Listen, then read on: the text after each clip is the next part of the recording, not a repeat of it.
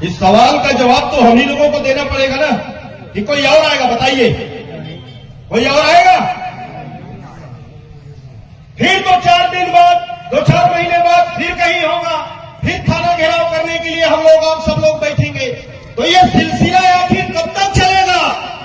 तो वहां पे माननीय काशीराम जी ने कहा था कि जिस समाज की सत्ता होती है उस समाज के हक अधिकार को कोई नहीं छीन सकता। तो अंदाजा लगाइए आपकी सत्ता है क्या? अगर आपकी सत्ता होती, जिस सत्ता की कुर्सी पे आपने जिन लोगों को बैठाया है, जिनको मंत्री मिनिस्टर बनाया है, वो अगर आपके साथ खड़े होते तो क्या आपके साथ में ऐसा होता? कभी ऐसा होता? तो अंदाजा लगा लीजिए कि आपने चुनके जिनको भेजा है वो किनके साथ खड़े हैं। अगर वो आपके साथ, अपने सबके साथ ईमानदारी से खड़े होते तो यहां के मूल निवासी समुदाय की तक कोई बुरी नजर उठा के देख सकता था? बताइए, क्या देख सकता था? तो साथियों, मेरा कहने का आशा ये है कि गुड़वाला का जो मूल निवासी समुदाय है, ये समुदाय जिस दिन राजनैतिक स्वाभिमान की बात को समझ जाएगा, जिस दिन राजनैतिक तौर से वो स्वाभिमानी हो जाएगा, उस दिन उसके हक अधिकार को दुनिया की कोई ताकत नहीं छीन सकती। साथियों, बातें बहुत ज्यादा है। हम तो इस मंच के माध्यम से, और खासकर मैं जानता हूं कि हमारी आवाज किसके माध्यम से जाएगी।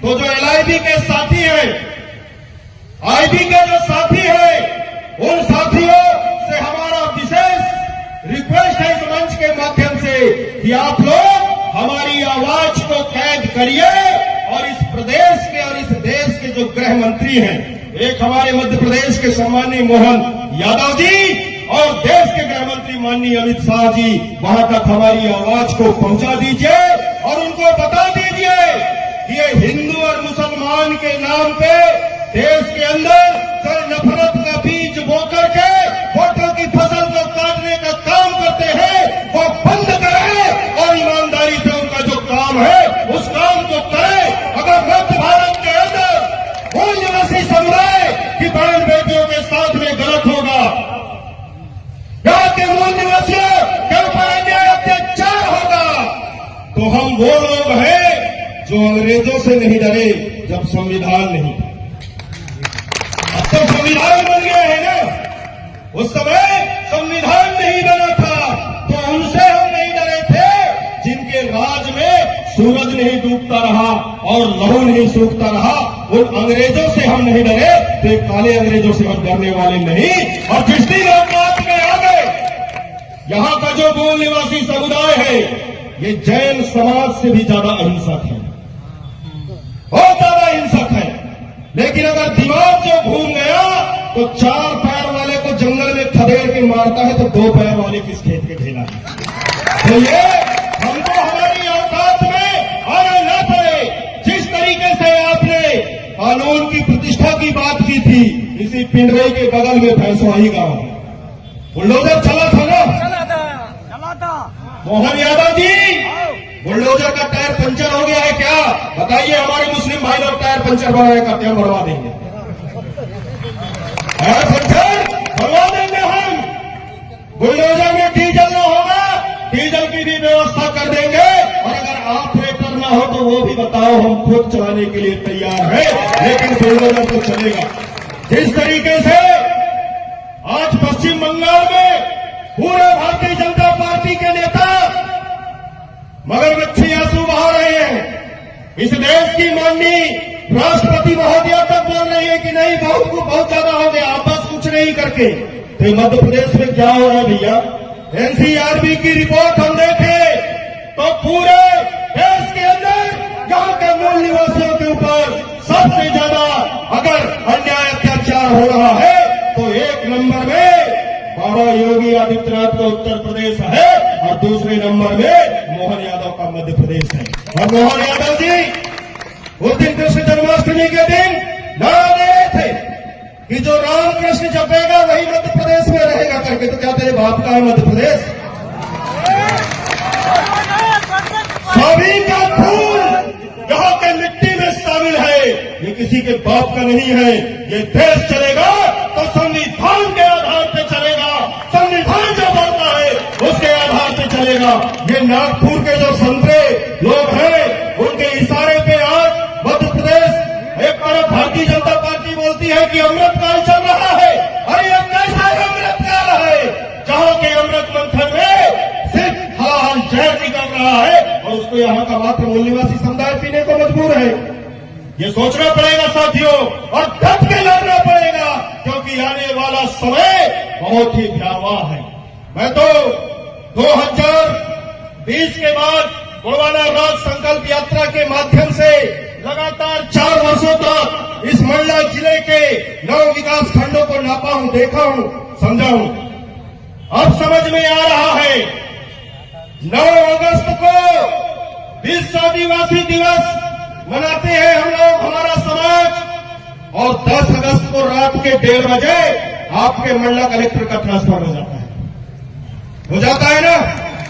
डिंडौरी जिले के कलेक्टर का ट्रांसफर हो जाता है और जिस जिले का मैं रहने वाला हूं अनूपपुर जिला, वहां के कलेक्टर का भी ट्रांसफर हो जाता है। लोग नहीं समझ पा रहे हैं कि ये 3 कलेक्टरों का ट्रांसफर क्यों हो गया। इसलिए मैंने शुरू में ही कहा था कि जहां न पहुंचे रवि वहां पहुंचे कवि, और जहां न पहुंचे कवि वहां पहुंचे अनुभवी। दादा हीरा सिंह मरकाम जी ने 2005-6 के दौर में अमरकंटक मां नर्मदा के उद्गम स्थल से एक यात्रा का शुभारंभ किया करते थे। नर्मदा बचाओ, गोलवाना बचाओ, भारत कृषि भूमि बचाओ, भारत राष्ट्र बचाओ, ये उनका यात्रा चला करता था। हमारे घनसौर के बहुत साथी उसके गवाह हैं। 7 दिन तक वो चलते थे अमरकंटक के नर्मदा के किनारे किनारे घनसौर होते हुए छुटका में जाके समापन किया करते थे। वो दादा हीरा सिंह मरकाम को हम दादा क्यों बोलते हैं मालूम है? उनकी दिमागी दादागिरी के चलते उनको हम दादा बोलते हैं। उनकी उस यात्रा से केंद्र सरकार के 6 प्रोजेक्ट रुके थे। लोग गोलवाना के लोग नहीं समझ पाए, लेकिन दादा के खाली एक यात्रा, नर्मदा बचाओ, गोलवाना बचाओ, भारत भूमि कृषि भूमि बचाओ, भारत राष्ट्र बचाओ, मात्र इतना ही नारा था, ज्यादा बड़ा नारा नहीं था उनका।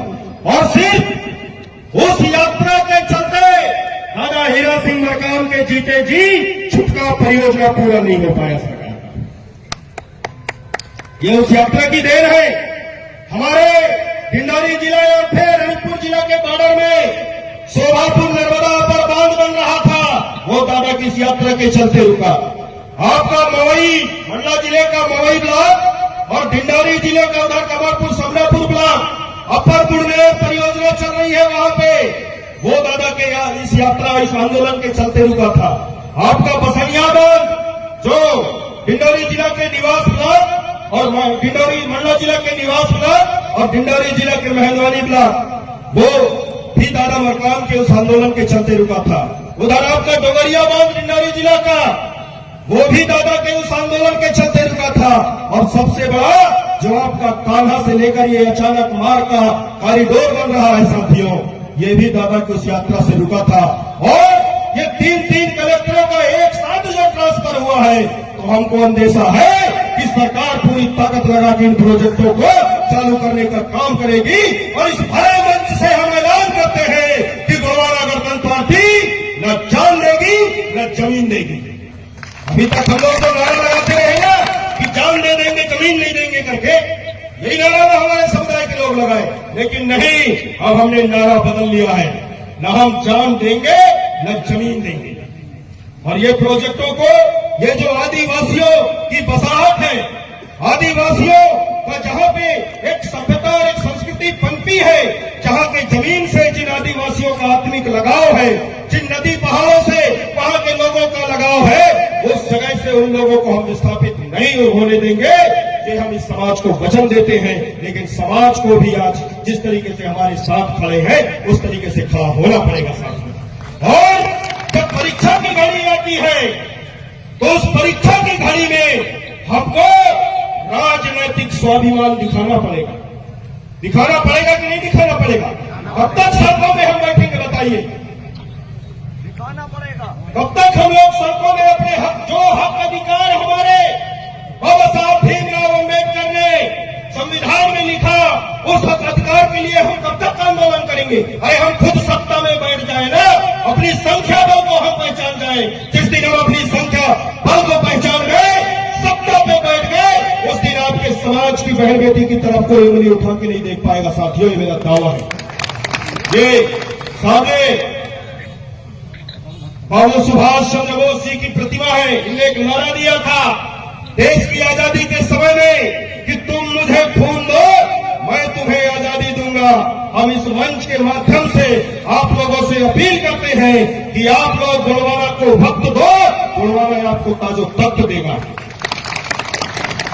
हफ्ते में खाली एक दिन का समय निकाल के आसपास के गांव में जाइए, और जो मैं एक शब्द बोला ना, इस आंदोलन के माध्यम से गोलवाना में बहुत सारे शेर तैयार हो गए हैं। इन सब शेरों को एक साथ बैठाना शुरू कीजिए, नहीं तो अगर ये शेर आपस में लड़ते रहे तो लकड़ बच्चों का और लकड़ बग्गों का राज चलता रहेगा।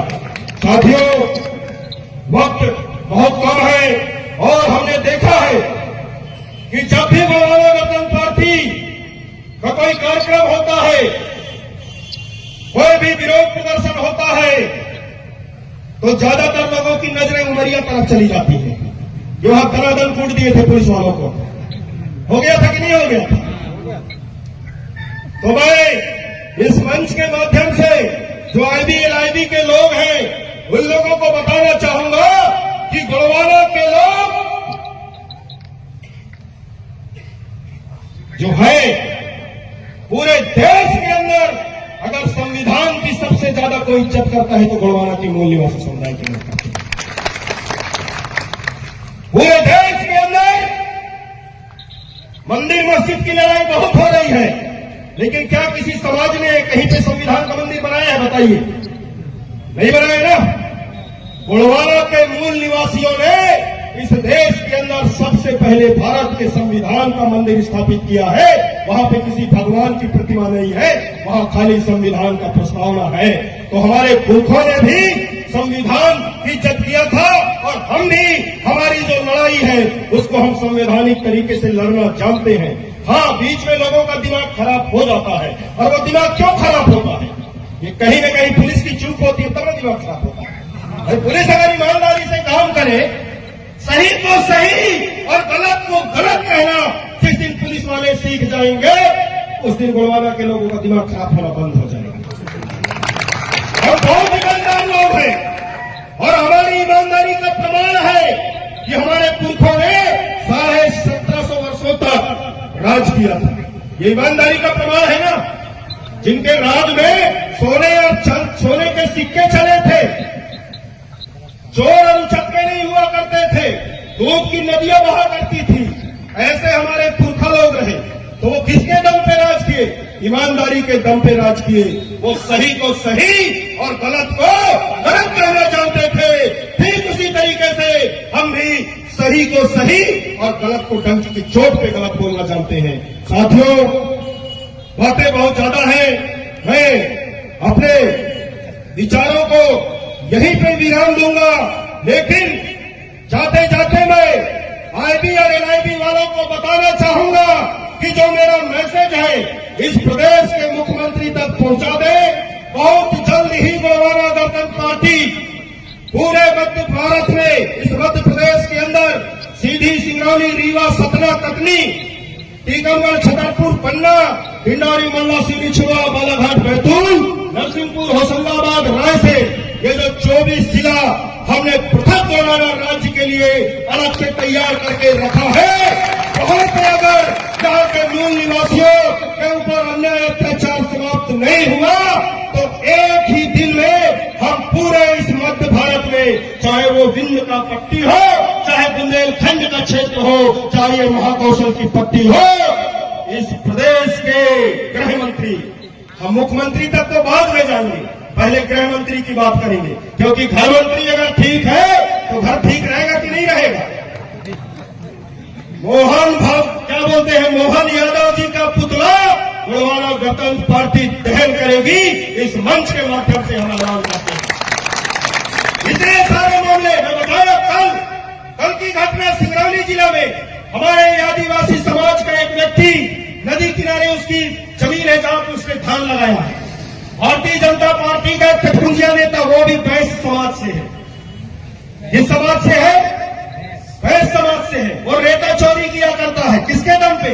इन्हीं पुलिस वालों के दम पे न करता होगा। भाई रेत का तो खनन ही बंद है अभी, तो कहां से रेत निकलेगा?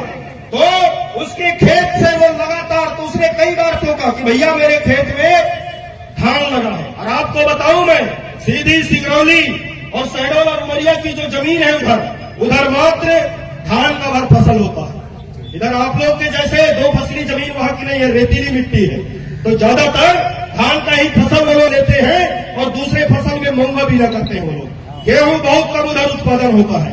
मात्र आपका जो सिंगरौली जिला है वहां पे रेणुकूट डैम के बन जाने के चलते उस एरिया में कहीं कहीं पे गेहूं चना मसूर हो जाता है। बाकी सीधी जिला में आप नहीं पाओगे, शहडोल जिला में नहीं पाओगे।